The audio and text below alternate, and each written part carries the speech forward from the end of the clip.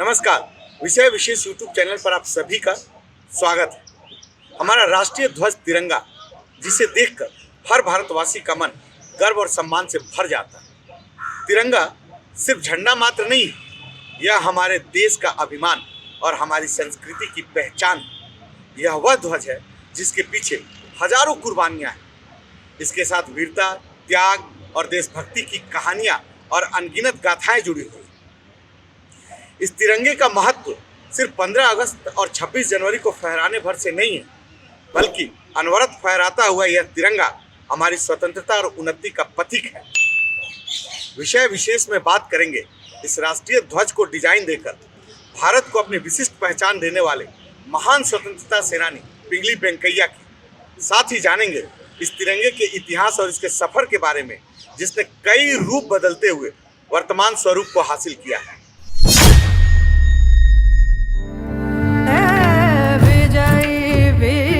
तिरंगा प्यारा झंडा ऊंचा रहे हमारा, सदा शक्ति बरसाने वाला, प्रेम सुधा सरसाने वाला, वीरों को हर्षाने वाला, मातृभूमि का तन मन सारा,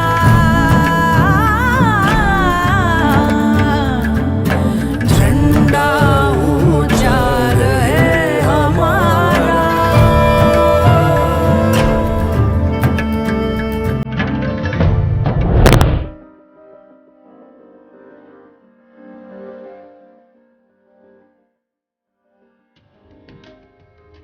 जिस झंडे के नीचे आज हम अपने आजाद भारत को देखते हैं और जिसको हम स्वतंत्र भारत के ऊपर लहराते हैं, वो मात्र 3 रंगों के कपड़े का एक टुकड़ा भर नहीं है, बल्कि ये हमारी गौरवशाली परंपरा, स्वाभिमान और अस्मिता की पहचान है।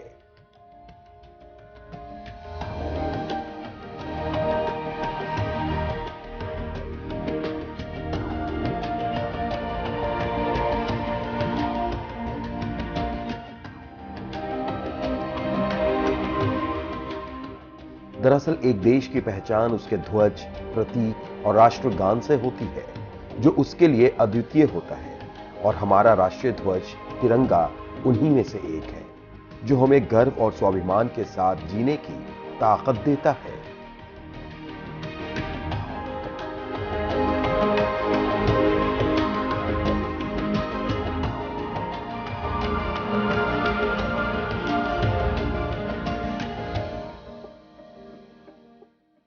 कोई भी ध्वज या यूं कहे राष्ट्रीय ध्वज महज एक चिन्ह मात्र नहीं होता है। ये किसी भी राष्ट्र के अस्तित्व को, उसकी अस्मिता को, उसकी आजादी को दर्शाता है और ये उसके आगे भी जाता है।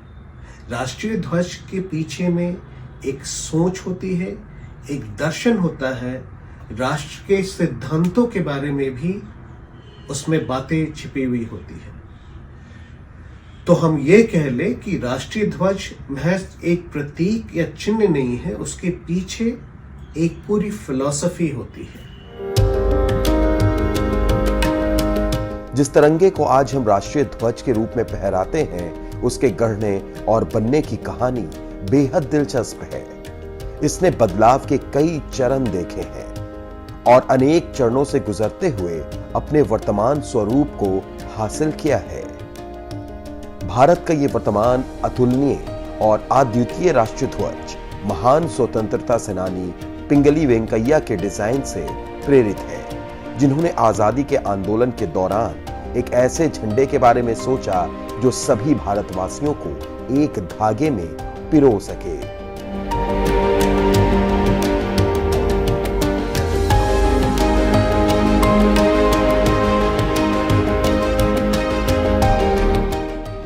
बहुमुखी प्रतिभा के धनी और अनेक भाषाओं के जानकार पिंगली वेंकैया का जन्म 2 अगस्त 1876 को वर्तमान आंध्र प्रदेश के मछलीपट्टनम के नजदीक भटला पेनुमरू में हुआ था। पिंगली ने शुरुआती शिक्षा भटला पेनुमरू और मछलीपट्टनम से हासिल की। मद्रास से मैट्रिक की पढ़ाई पूरी की और स्नातक करने के लिए कैम्ब्रिज विश्वविद्यालय चले गए। वहां से आने के बाद पिंगली मुंबई गए, जो तब बंबई के नाम से जाना जाता था। बंबई में पिंगली ब्रिटिश इंडियन आर्मी में भर्ती हो गए। वहां से उन्हें दक्षिण अफ्रीका भेजा गया। दक्षिण अफ्रीका में उन्होंने 1899 से 1902 के बीच हुए एंग्लो बोअर युद्ध में बढ़ चढ़कर हिस्सा लिया।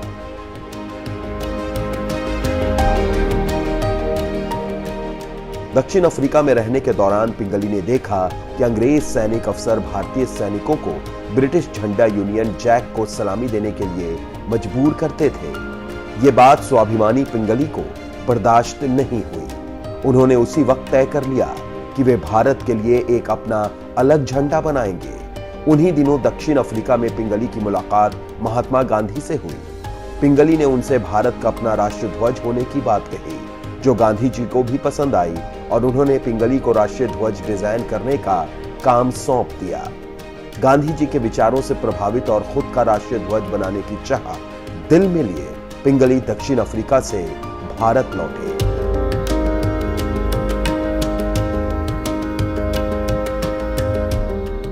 दक्षिण अफ्रीका से भारत लौटने पर पिंगली ने अपना अधिकांश समय कृषि और कपास की खेती के बारे में शोध करने में बिताया। इस दौरान उन्होंने लाहौर के एंग्लो वैदिक स्कूल से संस्कृत, उर्दू और जापानी भाषा का अध्ययन भी किया। एक भाषाविद, भूविज्ञानी और अनेक विषयों के जानकार के रूप में पिंगली की ख्याति इतनी फैल गई कि लोग उन्हें जापान वेंकैया, पट्टी यानी कपास वेंकैया जैसी दिलचस्प उपाधियों से संबोधित करने लगे।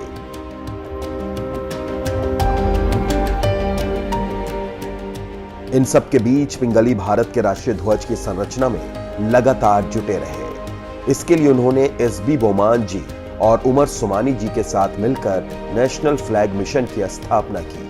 1916 में पिंगली वेंकैया ने ए नेशनल फ्लैग फॉर इंडिया नाम से एक पुस्तक प्रकाशित की, जिसमें उन्होंने राष्ट्रीय ध्वज के 30 नमूने प्रकाशित किए थे।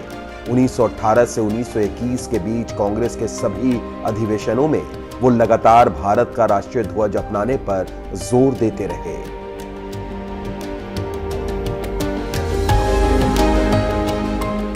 तो 1921 में जब विजयवाड़ा में ऑल इंडिया कांग्रेस कमेटी की जो मीटिंग हो रही थी, वहां पर वो गांधी से मिलकर उन्होंने राष्ट्रीय ध्वज का एक बेसिक डिजाइन दिया, जिसके तहत ध्वज में 2 रंग थे।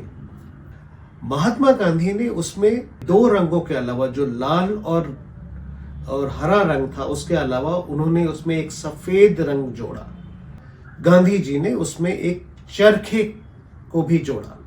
ये चरखा उस समय ना ही राष्ट्रीय संघर्ष का प्रतीक बन चुका था, बल्कि आत्मनिर्भरता का भी प्रतीक बन चुका था।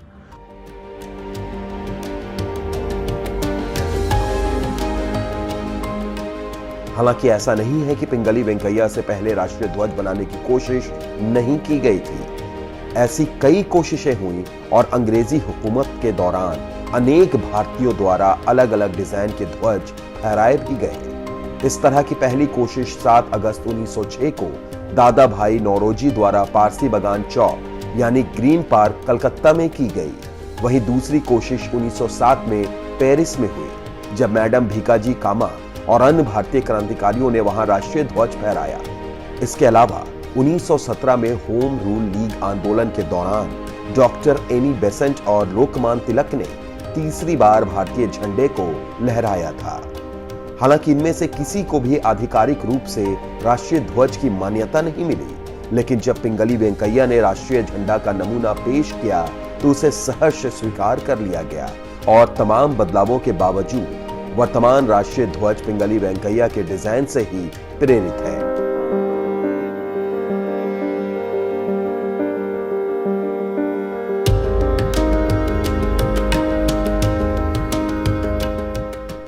पिंगली वेंकैया ने पहली बार 1921 में विजयवाड़ा में आयोजित कांग्रेस के अधिवेशन के दौरान गांधी जी को अपने द्वारा डिजाइन किए गए झंडे को दिखाया था।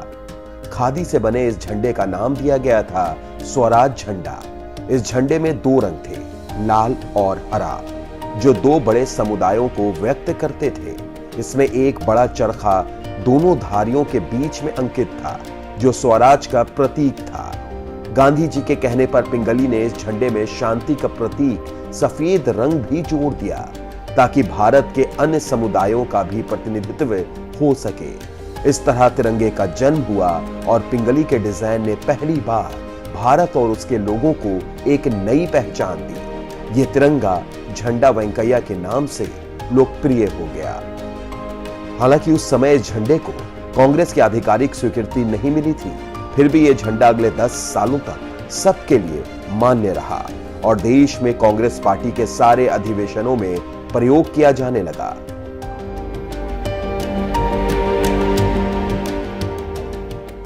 लेकिन इन सब के बीच झंडे के रंग को लेकर सांप्रदायिक बातें भी उठनी शुरू हो गई।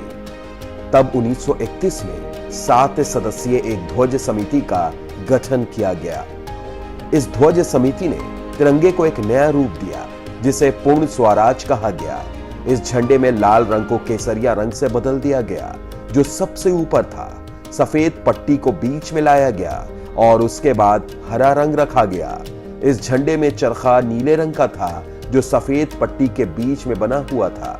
इस ध्वज को आधिकारिक तौर पर अपना लिया गया। हालांकि स्वतंत्र भारत का आधिकारिक राष्ट्रीय ध्वज आना अभी बाकी था जिसे संविधान सभा में तय किया गया।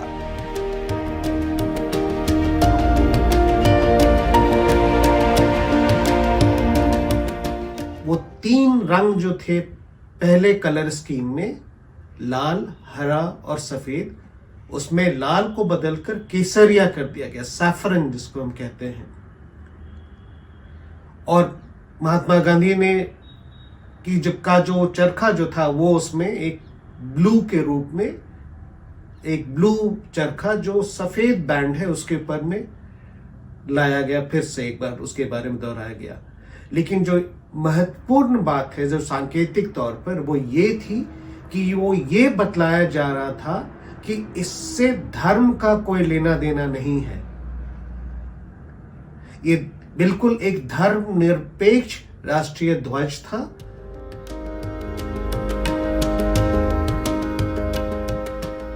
दरअसल जब भारत का संविधान बनाने के लिए संविधान सभा का गठन हुआ तब संविधान सभा में स्वतंत्र भारत के आधिकारिक राष्ट्रीय ध्वज पर भी चर्चा हुई।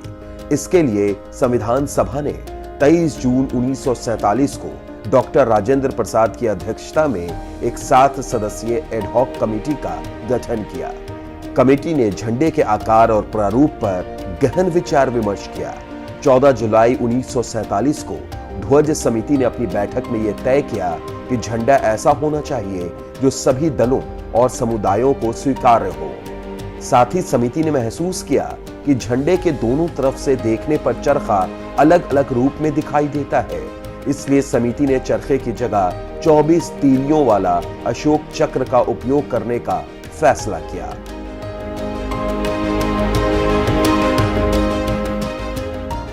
झंडा समिति द्वारा झंडे के नए प्रारूप को अंतिम रूप देने के बाद 22 जुलाई 1947 को संविधान सभा की बैठक में पंडित जवाहरलाल नेहरू ने झंडे की स्वीकृति के लिए राष्ट्रीय पताका संबंधी प्रस्ताव पेश किया, जिसमें कहा गया, निश्चय किया जाता है कि भारत का राष्ट्रीय झंडा तिरंगा होगा जिसमें गहरे केसरिया, सफेद और गहरे हरे रंग की बराबर बराबर की 3 आड़ी पट्टियां होंगी। सफेद पट्टी के केंद्र में चरखे के प्रतीक स्वरूप गहरे नीले रंग का एक चक्र होगा। चक्र की आकृति उस चक्र के समान होगी जो सारनाथ के अशोक कालीन सिंह स्तूप के शीर्ष भाग पर स्थित है। चक्र का व्यास सफेद पट्टी की चौड़ाई के बराबर होगा। राष्ट्रीय झंडे की चौड़ाई और लंबाई का अनुपात साधारणतः 2:3 होगा।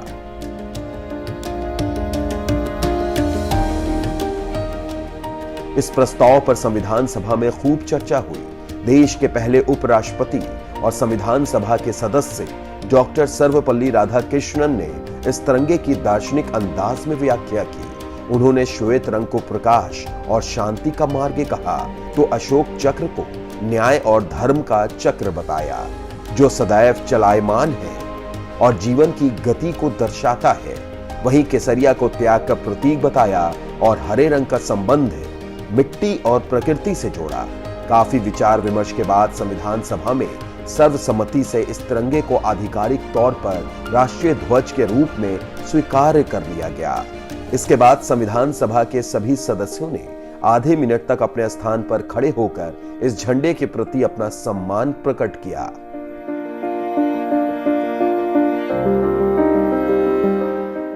और इस दौरान संविधान सभा में 2 निर्णय लिए गए। एक निर्णय ये था कि जो 3 हॉरिजॉन्टल बैंड थे, पहला केसरिया, दूसरा सफेद और तीसरा जो है हरा, ये रहेंगे इस ऑर्डर में। और दूसरा जो एक बड़ा महत्वपूर्ण फैसला लिया गया था इस बैठक में, वो ये कि चरखे के बदले में जो सफेद पर जो ब्लू चरखा जो था, उसके बदले में सम्राट अशोक जो मौर्य सम्राट थे और प्राचीन भारत में कहा जाता है कि पहली मर्तबा उन्होंने पूरे महाद्वीप को जोड़ने की बात की थी, उनके जो स्तंभ होते हैं उसमें से सारनाथ पिलर कैपिटल जो है उससे एक वो लिया गया, चक्र लिया गया, धर्म चक्र। तो चरखे की जगह धर्म चक्र अब आ गया। 15 अगस्त 1947 की आधी रात के कुछ मिनट बाद ही संविधान सभा की सदस्य हंसा मेहता ने भारत की महिलाओं की तरफ से संविधान सभा को राष्ट्रीय झंडा प्रस्तुत किया। It is my proud privilege on behalf of women of India to present this flag to the nation. This first flag that will fly over this august house should be a gift from the women of India. और आजादी की पहली किरण के साथ ही 15 अगस्त 1947 को पहली बार एक स्वतंत्र देश के राष्ट्रीय ध्वज के रूप में इस तिरंगे को फहराया गया।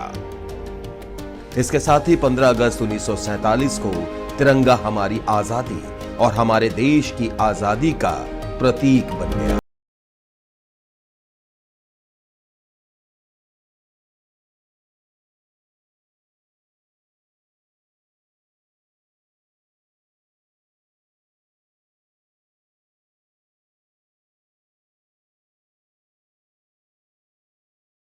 भारत के राष्ट्रीय ध्वज तिरंगा के शिल्पकार पिंगली वेंकैया ने अपनी आंखों के सामने देश को आजाद होते और तिरंगे को फहराते देखा। उनकी अंतिम इच्छा थी कि मरने के बाद उनके शरीर को तिरंगे में लपेटा जाए। और जब 4 जुलाई 1963 को इस महान राष्ट्रभक्त का निधन हुआ तो उनकी इस आखिरी इच्छा को सम्मान के साथ पूरा किया गया। जैसे तिरंगा हमेशा के लिए अमर है, वैसे ही पिंगली वेंकैया भी तिरंगे के साथ हमेशा हमेशा के लिए अमर हो गए।